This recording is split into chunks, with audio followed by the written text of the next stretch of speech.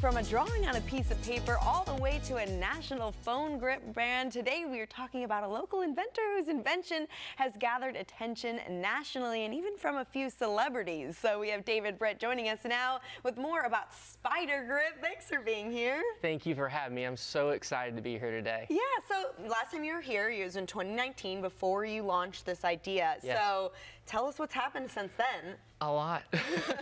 So it's such an honor to be back on the show and to have been on the show right before we launched, and here we are 4 years later. It's pretty incredible.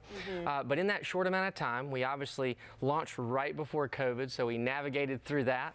And during that time, I put together a powerful team of people to help me with this company, of investors and partners. Locally, Alan Tate became a partner, which he's been a joy to have. And then shortly after that, Kate Bosworth, the actress, became an investor. And then we went through 2020 just full steam ahead, keeping product going. And then at the very end of 2020, two of my good friends, DJ Stout and Shelly Fassick, said, David, we want to introduce you to somebody. And it ended up being the head of Pitbull's global business organizations. And so I had a great call with him. He's a dear friend of mine now. He said, can you fly down to meet with me and Armando, which is Pitbull's name? We did. My partner and I flew down there. Kicked it off with a great conversation. Next thing you know, he became part of the company. So, I mean, that's just so exciting that you got all these, big names tied to the product. So let's talk a little bit about SpiiderGriip and, why these people have been so encouraged to hop on board. So what makes it so different? When you look at SpiiderGriip, you're going to think about a few things: quality, comfort, functionality, and durability. We developed this to be an actual phone grip. Some of the things on the market currently, maybe they're used as a phone grip, but not possibly made to be one.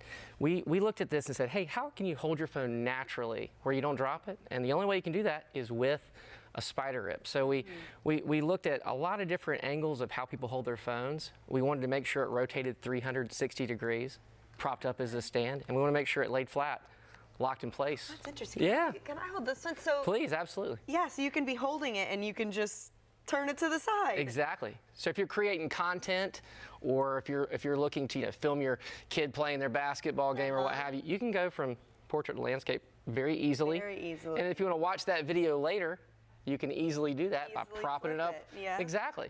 So during COVID, my kids were at home, so they were using their phones for school, and the prop up mechanism was great for that. So it's been really, you just prop it up like that, and it'll prop up on a harder surface, and it's fascinating how much people use these things now. And so, it's been really neat, but we're really excited about where we've gone. A lot of big things happened in that time frame. We went on national television twice. We were the first presenter on America's Big Deal, created by the legendary inventor Joy Mangano. Went on HSN after that.